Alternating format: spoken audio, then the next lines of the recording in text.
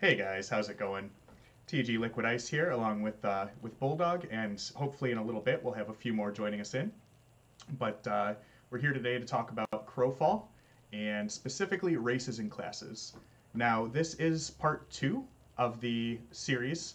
The first part was a 2-hour presentation on what Crowfall is, how to look at it, what to do. You can check that in the videos if you guys didn't get a chance to look at that and you're interested in the game, but don't know what's going on, want to see that type of thing. You can check that out.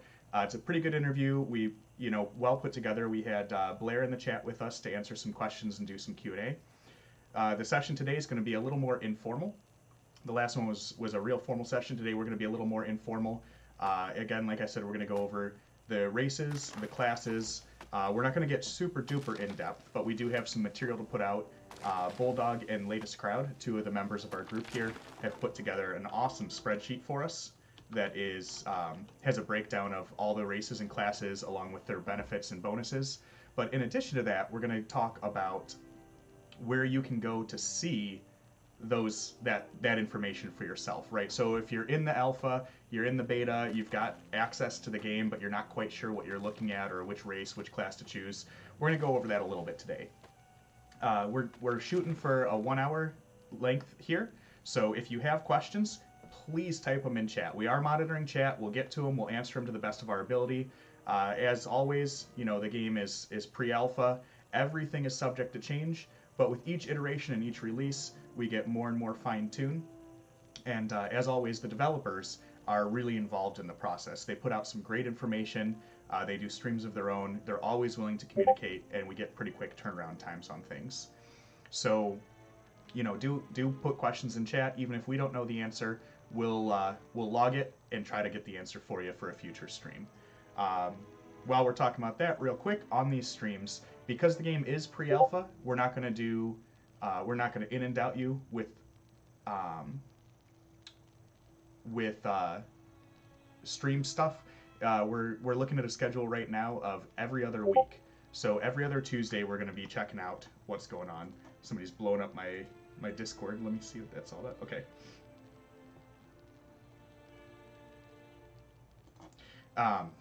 Sorry, thought somebody had an echo here. So yeah, so that's the general approach that we're going to take. Is our next stream after this one will be the Tuesday after next. Each of these streams will have some material to present. We'll do the Q&A. We'll do follow-up and feedback. You guys just let us know. If you have any recommendations or anything specifically you want to see, toss it in chat. We do review this stuff and look at it. As we go through, the streams are going to be informal but informational. We're not going to get sidetracked. We're going to put out the content and the information for the game. And then as we get closer to launch with the game, you'll see us start, getting out, playing, doing a little bit more with it. So that said, like I mentioned earlier, we've got a couple people on the stream here. You can see a grumpy old Bulldog here running around with me. If you want to say hi, Bulldog. He's being shy. Hey, Bulldog. I was muted. No worries. So Bulldog's going to be helping us out here. He's spent all week doing this research along with Latest Crowd. So huge props to both of them for putting this together. I'm just the face of the product right now. So to start off with, some general information about the Crowfall here. Let me pull up my notes here. Sorry guys, should have had this up.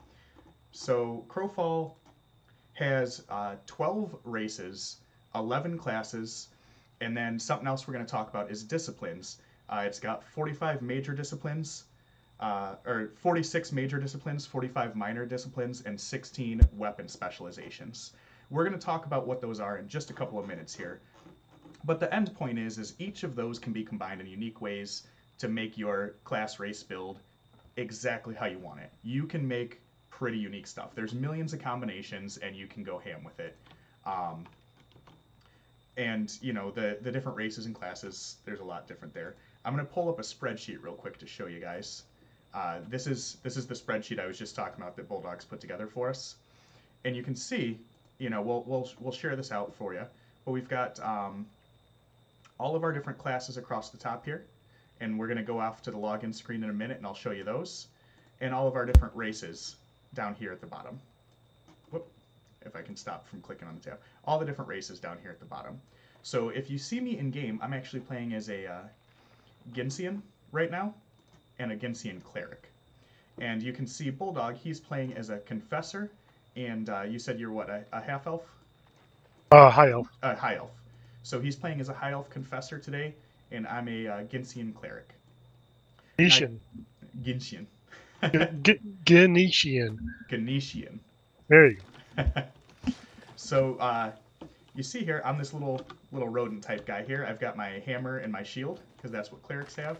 And then grumpy old Bulldog here has his pickaxe out right now. But this is what the characters kind of look like. Now, when you first log in, right, if you want to know where that information came from, a lot of it just came from right here in-game. So if you press the K key on your keyboard, you'll see that you can see all of your spell book, which is your passives, your ultimates, your powers, everything here. This is the skills you're going to use in-game. These are unique based on your race class combo, plus your disciplines. Disciplines will give you more skills. And, you know, keep that on the back burner if you don't know what disciplines are. Like I said, we're going to talk about that in a minute. Now, one of the first things that I think is kind of interesting about Crowfall in regards to race and class is that your race and class combo are not tied to who you are. They're not an avatar of your character, right? So even though I'm playing as a cleric right now, that's not the only thing that I am. In this game, you have what's called vessels. That vessel is your race and class combo, and you can change those during time, right? So your vessel is just another inventory item, like your weapon, your offhand, anything else. And you can swap those. There's a whole crafting line about it called necromancy. And when you go in and look at the necromancy skill, you know, just like the other crafting systems, you go to graveyards, you dig up bodies, you get parts. There's rare parts, you can make rare vessels, and vessels are meant to be somewhat disposable, right? It's just another piece of equipment that you can change out.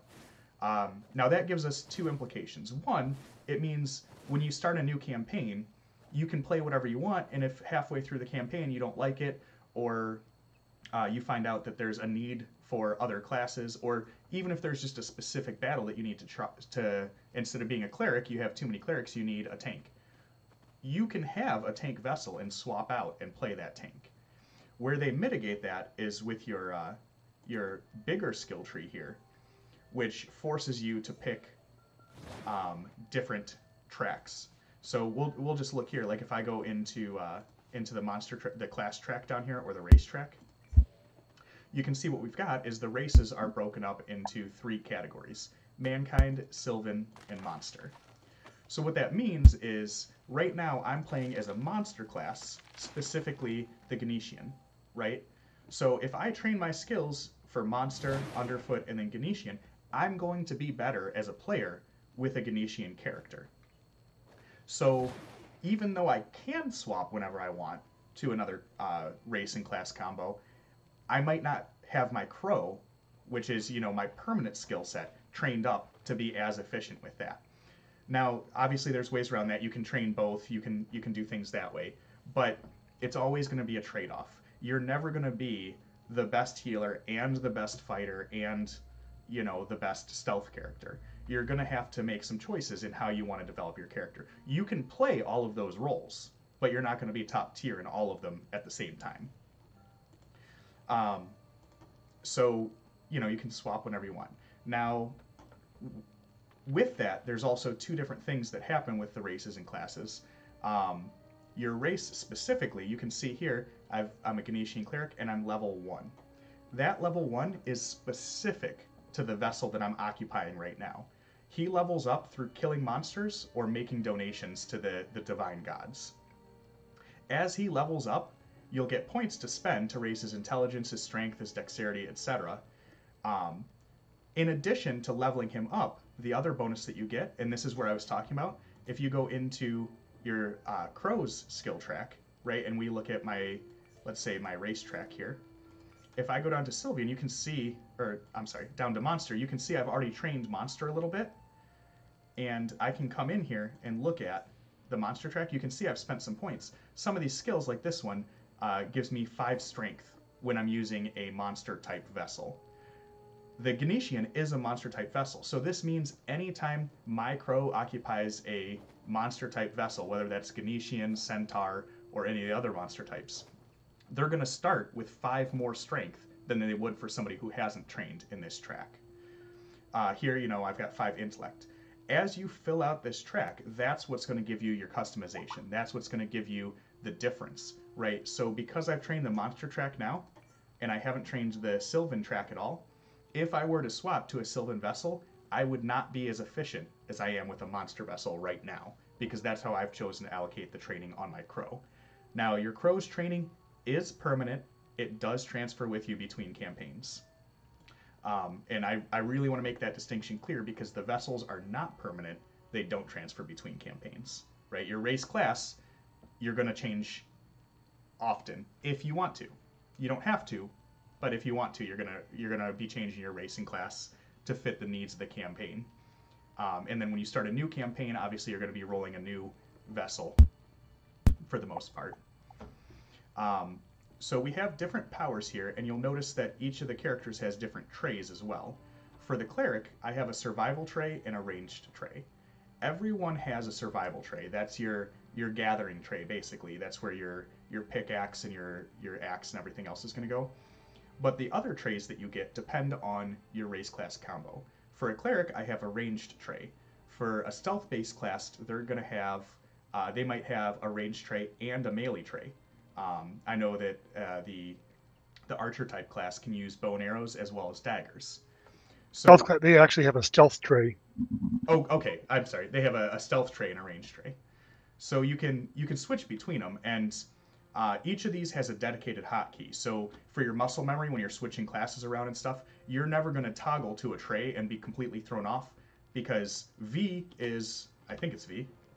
H is always going to be your crafting tray, right? It's always going to be your tray to go chop down trees is H. U is going to be your ranged combat tray. So even if I switch to a different character, U is going to put me in ranged combat. If I'm playing a character who doesn't have ranged combat, the U key is not going to switch my tray at all. It's not going to get me all confused.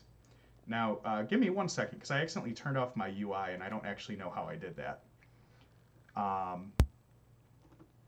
There's, I'm guessing, a toggle hotkey here. But give me just 1 moment to see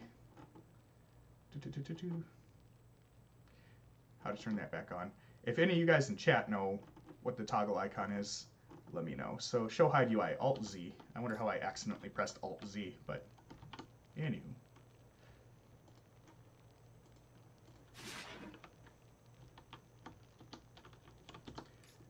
All right, apparently not. Well, we'll keep going without it. So that's your spell book, and that ties there.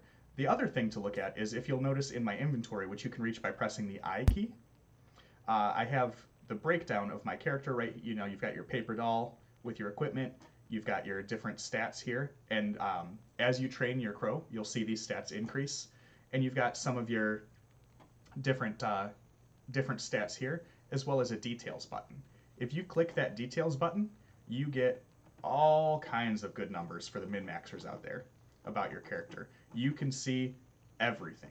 Like, you can, just looking at this, you can see there's a ridiculous amount of stuff here. So if you're hardcore into min-maxing, you've got your work cut out for you. And in a good way, I think. I love min-maxing. So to me, I love having all this information available. If you're worried about information overload, keep in mind that all of these numbers are numbers that exist in most MMOs. The difference is here, they're right there so you can see them. You don't have to try to reverse engineer the numbers. And that, you can see there's several tabs up here too. So this is my combat numbers. You've got crafting and exploration as well. And these numbers are the sum total of your stats, combining your crow's experience, your class experience, your discipline experience. This is your end of the day numbers that you can see here. The other thing on this screen that I want to show you is up at the top here, you've got several different tabs. You've got an equipment tab, and then you can see we have a disciplines tab and an armor mitigation tab. Before I move to those, did you have anything that you wanted to add while we're here, Bulldog? No, you're doing a good job. Okay. So the equipment tab is pretty self-explanatory. If you've ever played an MMO before, you can see what's here. I did want to just call out that details thing, but you've got your inventory at the bottom here, you've got your paper doll up at the top, and then you've got your range damage here just to show you what you're doing. Then when you go into disciplines, you'll see that your paper doll disappears and it's replaced by this rune-looking thing. At the top, you can see your racial discipline. This is where I was talking about you can kind of swap your class. If I had another race in class that I wanted to swap to, you can swap these out here. Now it's important to note that even though your vessel is an item, once you equip a vessel, it's no longer an item. It goes to your crypt, and you can change vessels from your crypt. But the effect of that is that if you craft a really nice, rare, high-level vessel and equip it, you're pretty much only going to have it for that campaign. Right? Once you equip it, it's locked to that campaign. There's no importing, exporting, because it's no longer an item. It's now just attached to your account in your crypt. But you can see here, I've got a racial discipline of Ganetian. This is automatic. When you roll your character, everyone will get these when you first start up the game and roll your character. And if you hover over it, you can see exactly what that gives you. So in my case, the Ganetian, right, I get 60 dexterity, I get 30 intellect, I get minus 50 to my strength cap, which we'll talk about caps in just a moment. I get plus 100 to my dexterity cap, minus 50 to my constitution cap, and I get plus 0.1 substance. Now, we're not going to go through everything for every class. That's in the spreadsheet. You can take a look at it. I'll throw it up on the screen. We'll give some references. I just want to make sure you guys know how to find this information on your own, especially as it changes throughout the alpha. You can also see that I've got some powers granted. I've got Ganetian Bloodline, which gives me reduced food usage and a double jump. Leap Roll, which is, I double tap WASD and it gives me a leap roll. Burrowing, which is my stealth ability, which that's actually kind of cool. I know a lot of people like the Ganetians for that ability. And you can see here, if I switch to the right tray, me getting burrowed in the ground there and popping back up. As far as I know, there's not really a cooldown on that, but we have heard that there's going to be a max of 2 minutes that you can remain in stealth and be undetected by the enemy players. So after 2 minutes, you might remain burrowed, but the enemies are able to see you. I haven't noticed that in-game yet, but I just haven't gotten that far. That is something that was put out by the developers, is that there's going to be a 2-minute cap on stealth. So you're not going to have just an army of Ganetians popping up in the middle of your keep and slaughtering all of your crafters, right? Then you've got your class discipline. Right now, I don't have a class discipline because that's really for a subclass. There are subclasses that you can get later on, and that's where that's going to go through. But I've got, as part of my class disciplines, you can have a major, 2 majors in my case, a mastery discipline, 2 and 3 minor disciplines.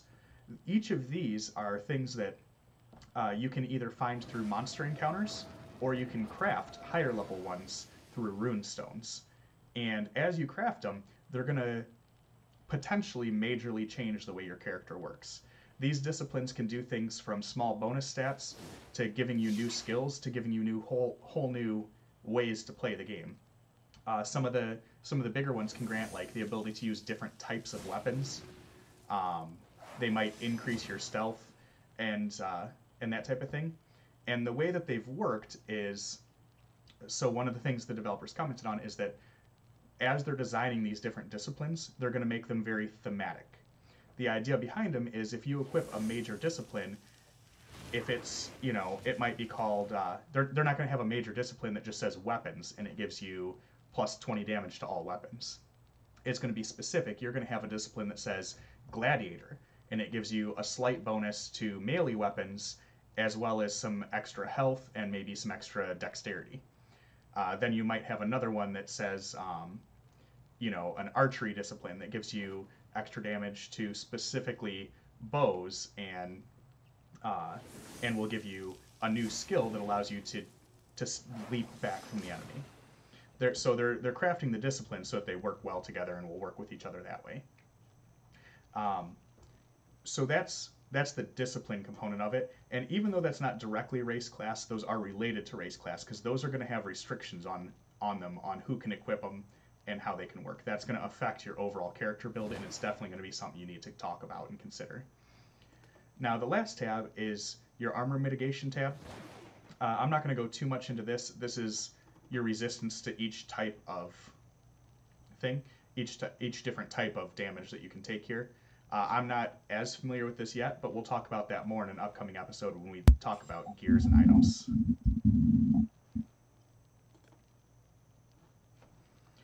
All right, so that's, whoops, what am I doing here? Opening all kinds of stuff. Go away, Microsoft. So that's the general overview of the racing class and how to find your information in game. Just to recap quickly, the K key brings up your spell book and your tray menu, and from here you can drag and drop skills onto your different menus. On this menu, the left side here, you've got your passive skills. These are skills that you equip and they just give you a passive bonus. At the start of the game, you'll only have a few passive skills, and you'll pretty much just use all of them. They'll fill the tray. So you see I have 4 passive skills here. One of them is survival only, and the other one is ranged only. So there's really not a choice at the beginning.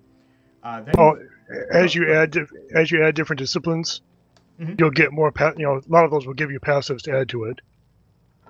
Right. So for example, the character I just made, I still have 2 disciplines to add yet. I already have 6 different passives and several other powers. Okay. So yeah, Bulldog's gone down a route of kind of crafting these disciplines. I haven't quite gotten there yet. I've taken some of the skills for it, but we'll get a chance to play with those in a little bit as well. Not having this UI is driving me bonkers.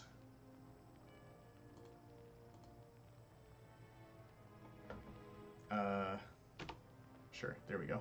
Let's see if that'll work if I rebind it. There we go. Okay, got my UI back. So that's kind of the overview there. In addition to your passives, you have an ultimate skill, which these are skills that kind of build up over time and you can use them. You'll see I have 3 of them here. One of them is on my survival trait only. It increases my harvesting. And that's actually, if you see this icon here in the bottom right corner, sorry, there's no mouse unlock key here.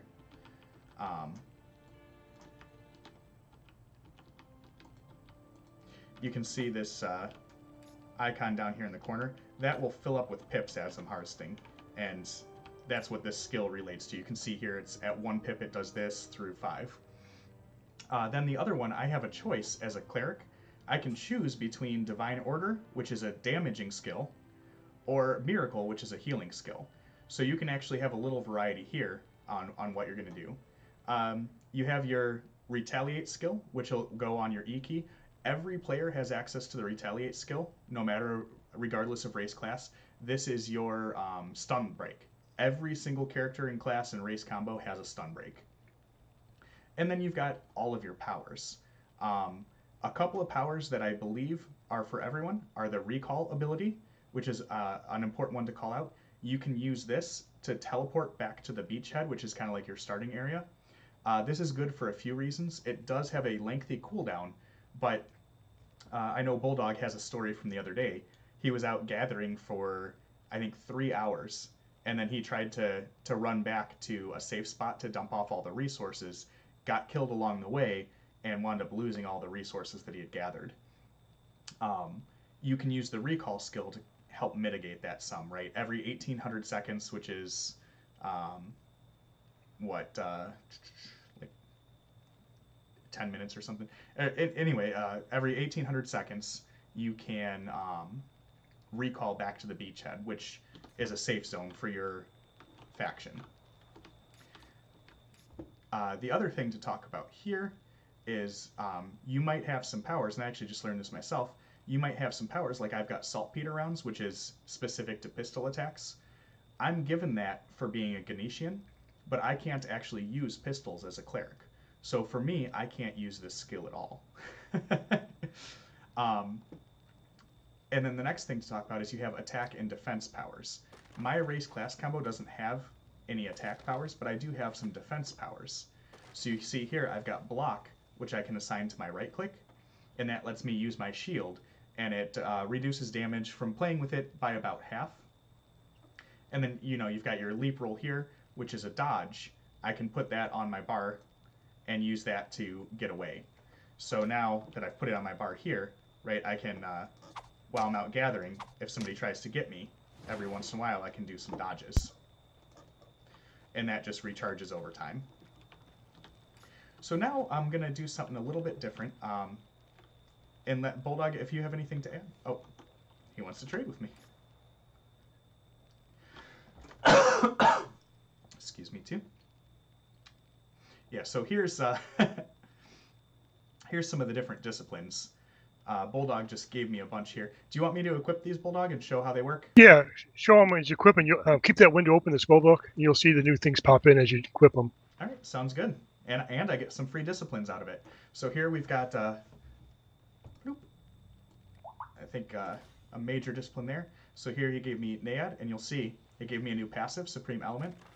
And again, you can hover over this and see what the passives are as well. Now you'll notice, now that I've equipped this, the game won't let me unequip it. So that's where I was saying these disciplines are going to be a major part, and they're going to be permanent. Well, no, you can drag them off and destroy them to replace them. Right. You can get rid of them, but once you equip them, they're locked to that character, right? You're not going to be moving these to your spirit bank type of a thing. And then here I've got another major, so my Runecaster, and you can see it gave me some new skills here on the hotbar. Put in some of our minors here, and you see now one of those, the Demon's Pact, this actually gave me a new passive bonus slot. So you can see down here I can actually equip an additional passive now, which is good because I just got a new passive. And all of the stats that you see, and that's actually a really good one. Thank you, Bulldog, for that. All of the stats you see, or all these disciplines that you see, they're going to give you new powers and skills, but they're also going to affect your character in ways that can be pretty major, like getting an extra passive slot here. And you'll see the passive bonus slot, it actually gave me 1.25 extra passive slots. So theoretically, if I had something else that gave me 3/4 of a passive slot, between the two of them, I would get 2 passive slots. This Expansive Mind down here gave me a power bar bonus slot. The power bar being my bar down here at the bottom. If you had been paying attention early in the stream, I only had 8 hotkeys that I could use. Now I have 9. So these are going to be pretty valuable things that you're going to want to put in and upgrade. And you can see here, like Hand of Glory also granted me an additional ring slot. So I can wear 3 rings now instead of just 2. So a lot of these disciplines are really, really, really going to change the way that your character in class works. All right, so a quick pause. Do we have any questions in chat or anything to add for so far, Bulldog? I'm good. Okay. So now I'm going to pop over for just a second and head back to our spreadsheet here. Like I said, I'm not going to go through everything, but I do want to at least show you all the different details that are available. And like I said, we'll be sharing this spreadsheet as well, so you can come take a look. But you've got, for your different classes, and the class type here is, these aren't official publications. These are kind of from the testing, what we have seen each class, the role that it kind of works as. So you've got your Knight class, which is going to be kind of like your tanks. And then real quickly, specifically to talk about tanks, I know one of the questions that we've gotten is, how is tanking going to work in the game since it's all PvP, right? There's no PvE things happening. So right now, from what I've been reading, tanking is going to be based on physically blocking attacks. For instance, if I'm an archer and there's a tank in our group, I stand physically behind the tank, and when people try to attack, it'll hit the tank instead of me, right? Because there's no tab targeting in this game. It's all action targeting. So it's going to be really hard if I've got a formation with a wall of tanks, and then we've got all of our healers in the middle. it's going to be really hard for somebody to shoot into the middle of that group. There will be AoE that can do it and that type of thing, but those tanks are going to absorb damage that way. The other thing that I heard on the forums, and a good correction from chat, there is PvE, but it's not the main focus. There's not PvE in the traditional sense where you're going to have boss raids and that type of thing. There is, crafting, gathering PvE, but you're going to have to work with formations and be strategic that way. There are collision physics, and there are counters to those collision physics too, such as burrowing to go underneath the tanks and that type of thing. You can't just push your way through. Now, what I was reading on the forums, some of the changes that have been proposed to make the tanks more tanky, and we'll see where this goes, because I really like this idea, is to make the tanks have a taunt. So, for instance, if you're out in PvP, the tank can taunt an enemy player, and what'll happen is until the enemy player attacks the tank a certain number of times, like 3 or 4 times, the tank gets a massive buff to damage. So what that does is it adds for some counterplay, right? If there's a tank and a cleric out by themselves, and they get jumped by a caster and an assassin, they're going to want to focus the cleric down quick to get rid of the healing. Well, the tank can taunt them, and he'll get a huge damage buff, making them attack him before they can go back to focusing on the cleric. I think that's an awesome idea and a good way to implement it, but we'll see what comes out of it.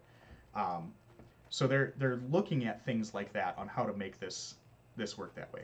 But you've got, going back now to your classes, you've got your Knight class, which is going to be a tank, your Confessor class, which is what Bulldog's playing in game right now, which is going to be like your Fire Mage, your Templar, which is kind of a Paladin class. You've got your Ranger, which self-explanatory, Assassin the same. Your Druid is a support class. If I remember correctly, they've got some light buffs and maybe a summon. I don't recall, but we'll talk about that in a second too. Your Frostweaver, which is your Ice Mage, your Champion, which is like a warrior type, along with your Myrmidon, which is a warrior. You can see they even share a lot of the classes here. Your Cleric, which there's a lot of different people that can be a Cleric, which is going to be like your main healer and your Res class. And then a Duelist, which is kind of like a swashbuckler type class. They're a little interesting. And again, I'm not going to go through all this, but then as well in the spreadsheet you can see the weapons that each of these classes uses, their top abilities. So if we look at Cleric here, we can see my top ability is Illuminate. And then below that, we've got all the different races, as well as their bonuses. So you heard me talk about the Ganetian bonuses by hovering over my rune. Those are the same as what's going to be right here, right? This is the same as my Ganetian blow, my Ganetian guy. And then also you can see that there's, in the spreadsheet, the build-up to what each of these is. So Ganetians are an underfoot type of monster. So when you're doing your crow training, you'll know which paths to train in if you have an idea of what class you're going to want to play first. As well as below this, we've got then our racial disciplines and the powers that are granted. Again, those are found hovering over. You can see on my Ganetian we saw earlier, I've got double jump, reduced food usage, the leap, and all of these different powers. And then down here, we've got a summary of your different spheres, right? So your professions are combat, crafting, exploration, your races, mankind, Sylvian, and monster, and then the breakdown underneath for what each of those are, just as a quick reference. Again, this information all came from in-game, so you can take a look at this. In addition to the spreadsheet, it's not exactly part of the tutorial here, but you've got a getting started guide, which Bulldog put together for us, and this is how to get into the game, create your first character, and start going to get your starting weapons and that type of thing. This is a good read if you're interested in the game and want to check it out. So now the next thing I'm going to go to, and this is what might be a little more interesting for people, I'm actually going to log out of the world here and go back and show you what each of the classes looks like. We're not going to get into the game with all of them, but you will see, you'll get to see the character models, and if you've noticed while we're running around and jumping around, the character models are pretty well animated. I think they look pretty clean. The Ganetian especially, I know they spent some extra time on. He's got very rodent-y animations that I think are pretty cool. So when you come in, right, if I select a world right now, it won't let me. So I'm going to go to my kingdom, um, start up my kingdom, and then we'll see, because I haven't created a character in my kingdom yet. So we'll go straight to the character creation screen. Which skill is that, Zorf? The illuminate skill? I'll go take a look at it here in just a moment. Oh, all right. So I did have my Eternal Kingdom, so we can take a look at illuminate now. So illuminate is, where are you at? So illuminate here is my top skill. Empower group members and yourself, restoring some of their native resources and healing their health twice for 63 to 77 plus 280% of weapon damage for 5 seconds. So this is my skill. This is awesome. What it does is it's got a long cooldown, but when you cast it, it heals your group members and restores their mana or stamina, whichever is appropriate for their class. And the healing is based on your weapon damage. So you can see why that is pretty nice. It's not just an instant heal. It is a heal over time, but it also restores resources, which is what makes it so good. There are other heals that are instant. Oops, that's the res. There are other heals that are instant, but this one also restores your resources. It's going to be really important to basically cast that off cooldown, because in addition to restoring teammates' resources, it also restores your own. So that's how you're going to keep your mana up as a cleric. You're going to want to cast that basically off of cooldown. Now, because of the way the game works with targeting, as you cast it, it's going to hit the teammates around you. So you're going to want to position yourself around the people who are burning through resources to make sure that they get the bonus from that as well, right? But then the counterplay to that, you're going to be grouped up so the enemy can AoE you. So there's going to be some back and forth with it. So we're going to take a look now. I'm in my Eternal Kingdom, and I've logged out in the crypt. So what I'm going to do is I'm actually going to hold F, which will kill my character. Goodbye, guy. And let me choose a new character. It takes a second sometimes, but I assure you he's dying. Okay, so now I'm back here and I can select an avatar. I can go new, and you'll see I'm back to the character creation screen. If you haven't seen it before, this is what your character creation screen looks like. Now, they're still putting in classes. All the races, I believe, are in now, but they're still putting in some of the classes. But you can see, here's your human and what he looks like. Changing the class doesn't change your appearance here. But we'll just, you've got your typical human. You've got your half-elf. The Nithari, which right now look a lot like humans. The Fae, which are kind of cool looking. We saw a couple of those running around in the game. Your Wood Elves. And as I'm clicking through, you can see on the right here, the classes will update so you can choose which class you want to be with them. And you see there, the Frostweaver's coming soon. Your High Elves. And then I think some of these are cool. The other bigger classes, like the Stone Giant, or the Half Giant, I think he looks kind of cool. He reminds me a little bit of the guy from Guardians of the Galaxy. Your Stoneborn. Elkins. Minotaur. Your Centaur. And then finally, the one that, I'm most familiar with, the Ganesians. So the different races, they're still getting some of the models. Obviously, the humans and the Nithari will probably look different at launch. Right now, they look the same, but the different classes are kind of cool, and I think that they look kind of cool. Now, one thing that I've heard is that the hitbox for the classes is going to be the same, but what might be different is the mass of the classes. So, for instance, we talked about how there's going to be player collision in the game, or how there is player collision in the game. A Centaur and a Ganesian that run head-to-head against each other, the Centaur is going to push the Ganesian right out of the way. They're not going to stop like it's a brick wall and nothing happens. The Centaur obviously is a bigger, heavier class, and so it can push the Ganesian class around. Now there's counterplay to that in the game, right? So the Ganesians, obviously, they can go in stealth and burrow and get around the Centaur that way. So it's not just a straight-up advantage, bigger is always better. There's trade-offs to it there. but that's one of the things that they talked about, and I thought that was kind of cool, right? So if you make a bunch of Centaur Knights, that could be the front of your formation, and they help block invading uh, invaders, right? If you've got a wall of centaurs walking, and then you've got a bunch of archers behind them shooting AoE over the top of them, it's going to be really hard for those assassins and other classes to break that wall, get through all your knights, and start attacking your other guys. It should lead to some pretty cool counterplay. So the race class selection, because we were talking about it, we'll actually give that a try. We'll go with a Centaur Knight, which I've never played before. Now here you've got a character name. There's not a ton of customization yet, but there is more customization on the way, right? Again, it's pre-alpha. They're focusing on the gameplay. You get, two options for hairstyle, one option for face style. And then you can change the skin tone, but I don't know if it actually does anything yet. Yeah, it looks like it doesn't actually change anything yet. So for the time being, you're actually kind of stuck to your male or female models. And not all of them have male and female models, if I remember correctly, too. But you're stuck to your two models, and not a ton of customization, but there will be more to come. And then you can type in a character name up here. I've already used Namru, so we'll just call this guy Liquid Ice. You confirm, and bloop, here we are. Just like that, I'm dropped in game. And now I have my Centaur that I can run around with.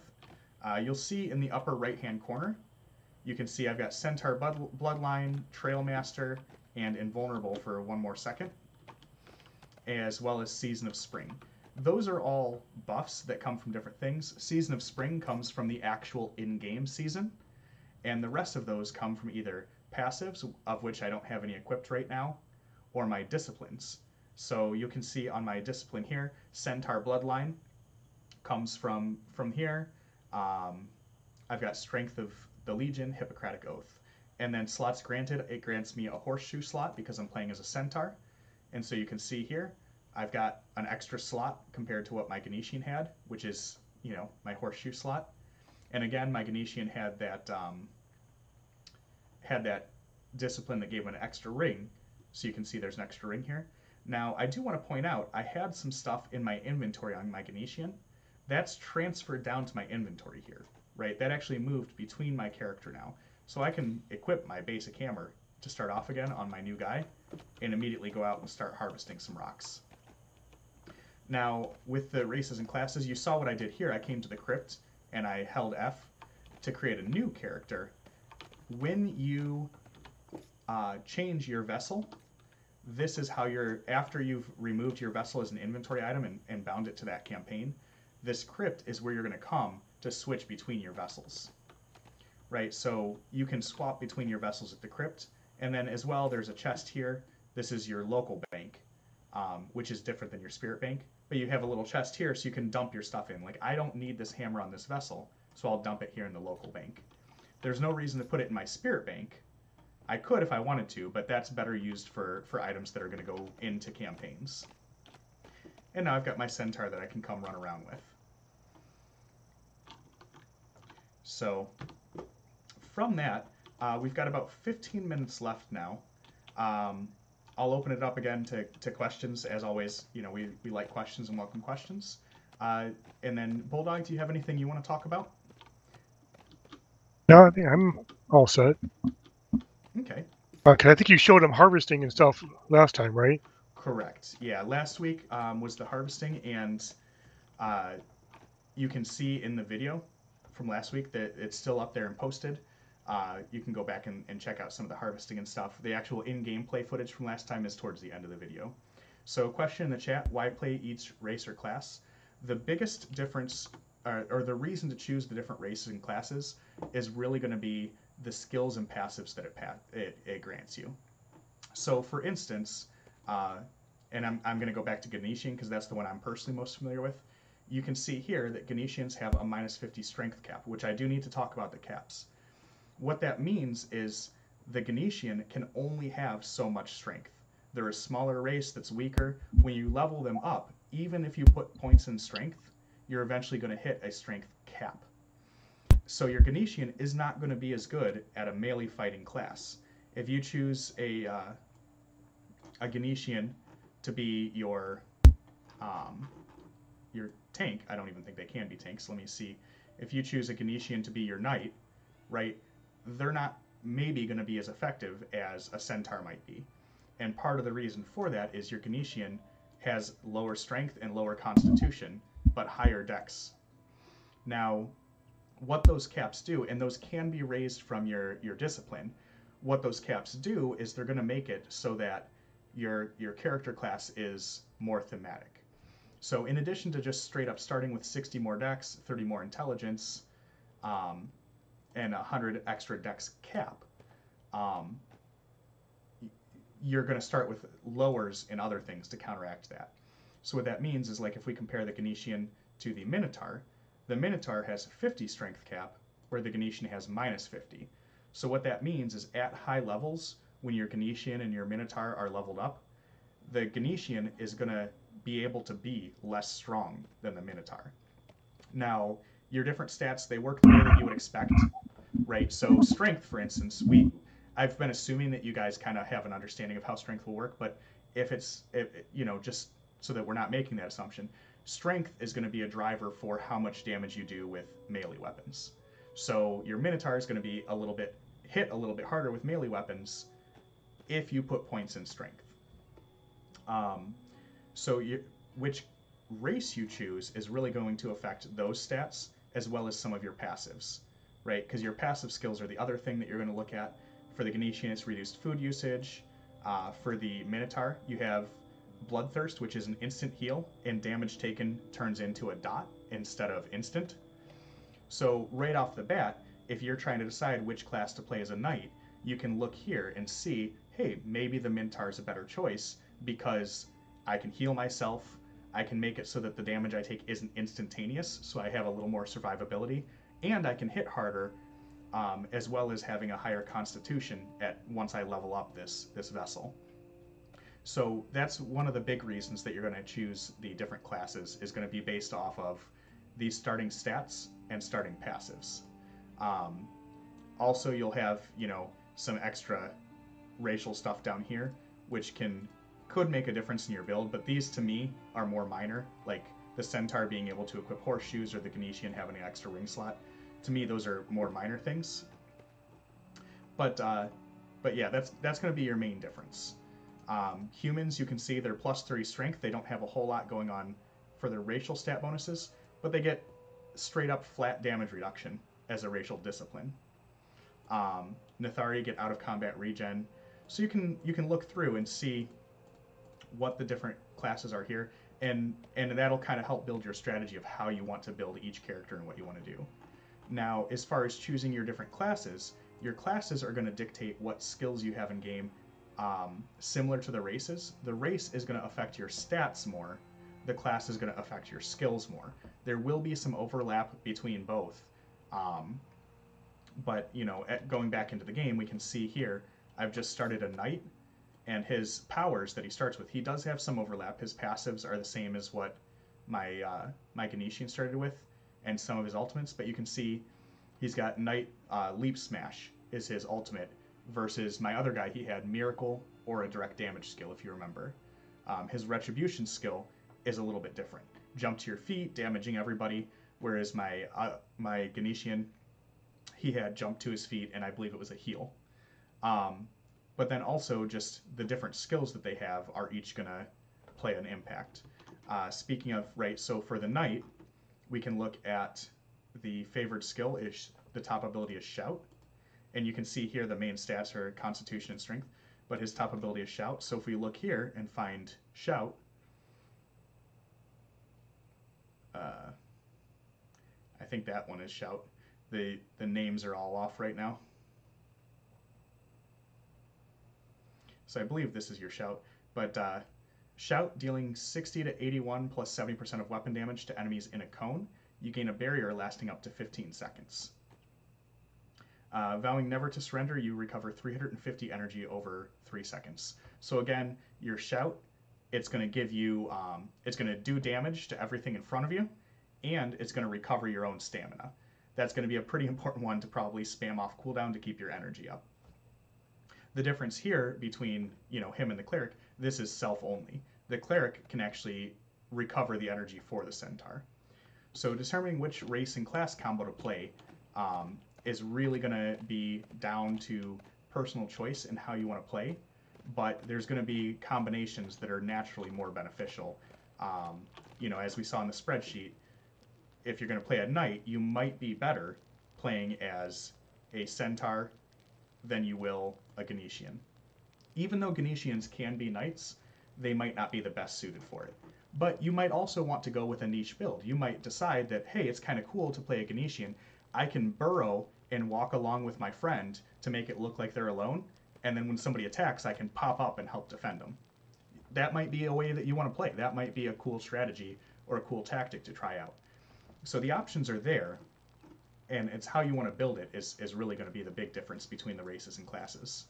Now, as we go through some more of these tutorials and we get familiar, I'm sure that we'll see a lot more of the races and classes in some gameplay here, because we'll show them off to you. Like I said, I didn't want to go through everything all at once right now. I want to put the knowledge out on how to find this information for yourself as well. Any other questions in chat or anything to add, Bulldog? No, all good. All right. Well, with that, that is everything that I've got for us tonight. I'm going to go ahead and hop back into the main world server, and we can spend the last couple of minutes running around with Bulldog and I, watching us kill some stuff and work with the Confessor and the Cleric tag team and some stuff. Oh, that's kind of cool. When you log out with the Centaur, he lays down on his side.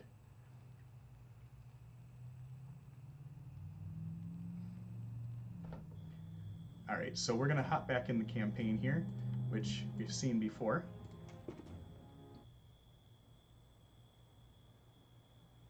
And now, when I go back in the campaign, you'll see I'm back on my Ganetian, because I'm in the campaign world, which is different than that.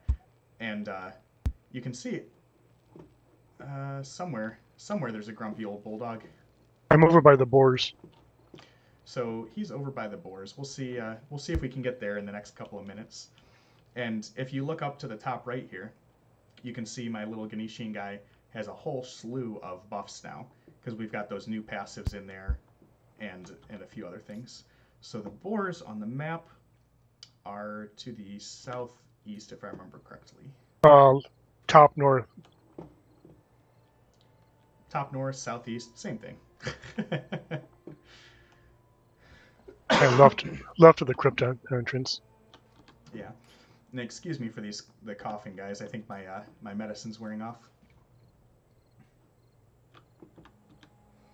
So northeast, yeah, okay. So we'll go catch some boars. Now you guys saw us killing some boars last time.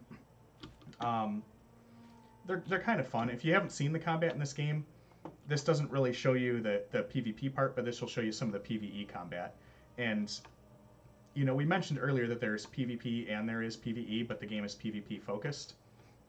And you'll see what that's all about here in a minute when I said that the PvE was really for resource gathering. There are NPCs in the game. There's some stuff going on like that. But for the most part, you're going to be dealing with other players for a lot of it.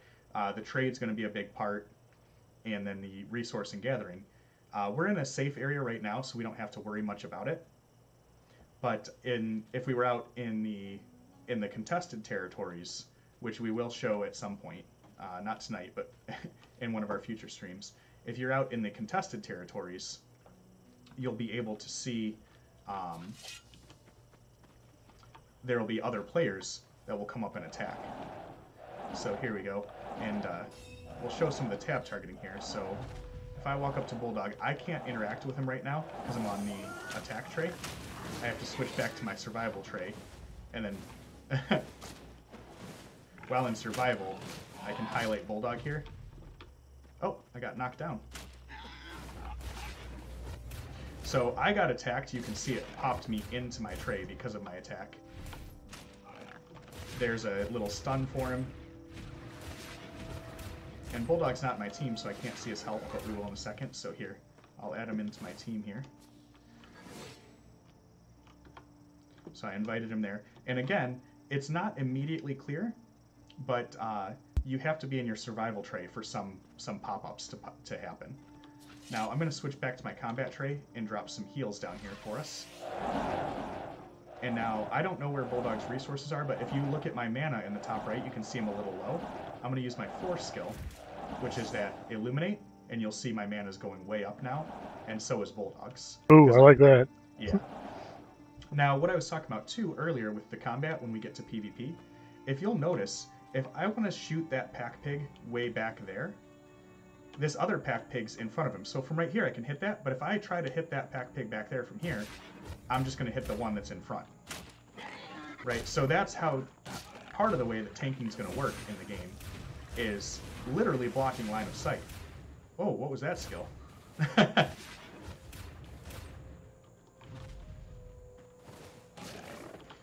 Oh yeah, and I can do some buffs here. The way buffs work in this game, my 6 and 7 skill, you see they've got those little rings around them. Those are actually active buffs that when I activate them, they reduce my mana by a specific amount. They have an ongoing cost. So my mana will continue to go down while those are active.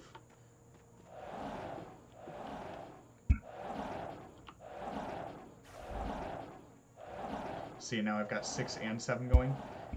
It doesn't really use up mana. It reduces my regen at this point because I'm gaining more mana than I'm spending still. But that's how those will work. And you see I've got some different skills here. As he comes at me, I can hit 5 and now he's blinded, which will reduce his attack effectiveness. And then I can, I've got some AoE heals here. Now, in addition, right, you can loot the pigs. We've talked about that. But one of the other things you can do is if I switch to my survival tray and I equip a hunting knife, we can actually use that to harvest parts from the boar. And if you watched our harvesting video 2 weeks ago, you'll see how this works. There's actually going to be like critical hit opportunities and stuff. That one's a little bit high, but when those pop up, you can actually hit those to get crits. Now, the resources that are popping out, those are not just mine, and they're not shared with the group. If I walk over it, it'll pick one up, but if Bulldog walks over, you'll see he picks them up. So, they're... Ooh, man, this guy was loaded. You'll see, so as you're working, right, you're going to have to work as a team to split up your loot and everything, too. It's not going to be, as of right now, in this, everything's subject to change. There's not like an auto share feature or a group loot. And you can harvest together. You saw a Bulldog right there, which is harvesting with me. And that makes the harvesting go faster. The other thing is you saw Bulldog glue red there. If I press my Q button, I'll glow red, and it'll increase my harvesting. Right there's a critical hit. And we just wasted that guy because I popped the buff for it. So... we've got a couple of minutes left here. If there's any questions, again, as always, feel free to toss them up in chat. I got a question. What was that mana buff you had? That's called Illuminate. And show the people how to use that, will you? Yeah, absolutely. So I'm real low on mana. Oh, are you? All right, so here he is. Now, for me to cast it on him, I just hit 4, and you'll see it pops up, and now we're getting some mana. But you can see, guys, it's got a 20-second cooldown. So you're not going to be spamming this thing, but it's definitely usable. Now, I do want to show you, not all of our skills. So Illuminate is a radius around me, but I just want to show you, if you stand still for a second, Bulldog, if I cast my healing skill over here, that only hits me. See how Bulldog doesn't have any regen? In 5 seconds, though, I'll show you, if I target Bulldog and cast that skill, and this is where it's going to get important as a healer, if I cast that skill here, it's going to miss Bulldog. I have to actually target him in order to hit him with the heal. And you can see now we both have the sprig going around us that's going to heal us. So knowing your skills is going to be important, and targeting is going to be a big part of the game too.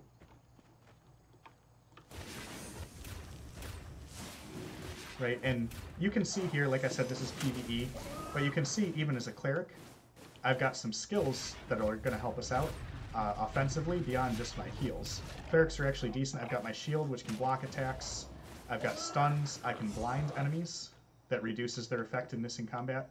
And again, in the support role, I can cast healing spells and mana restoration spells, which you're going to want to cast all the time. Now, one thing specific to the cleric we learned last time, your resurrection skill is actually cast from your survival tray.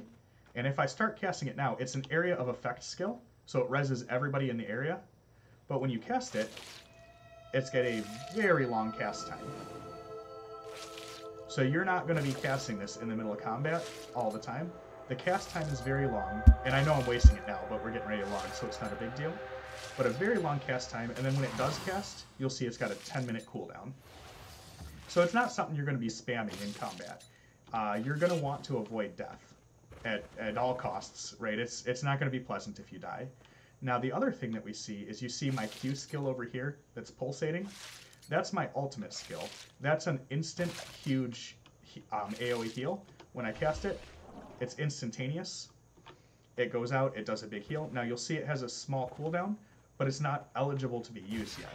I have to actually attack stuff and build up that skill. You can see as I'm attacking how it's rebuilding there.